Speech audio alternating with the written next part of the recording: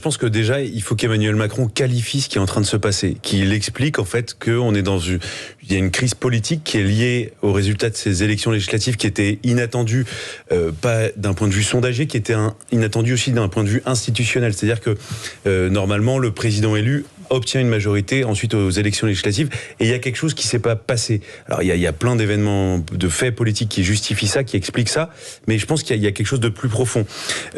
Ensuite, voilà, il va falloir qu'il explique comment il veut sortir de ce chaos institutionnel, cette petite crise de régime, mais en tout cas grosse crise politique.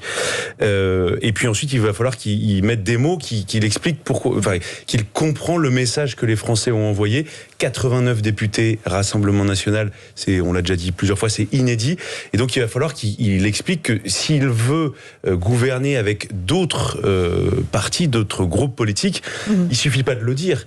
Il faut qu'il explique, et d'ailleurs tous les chefs de parti qui ont été consultés expliquent. Nous, on n'est pas opposés par principe à gouverner ou à faire des choses avec Emmanuel Macron. En revanche, on veut savoir sur quoi. Et donc Emmanuel Macron doit expliquer où est-ce qu'il veut nous emmener. Et c'est pas clair du tout depuis son élection présidentielle. On ne sait pas ce qu'il veut faire, quelles sont ses priorités. Et donc là-dessus, il va falloir qu'il explique à la fois au personnel politique, à la représentation nationale, mais aussi aux Français, parce que maintenant, on a tous besoin de savoir ce qu'il compte faire.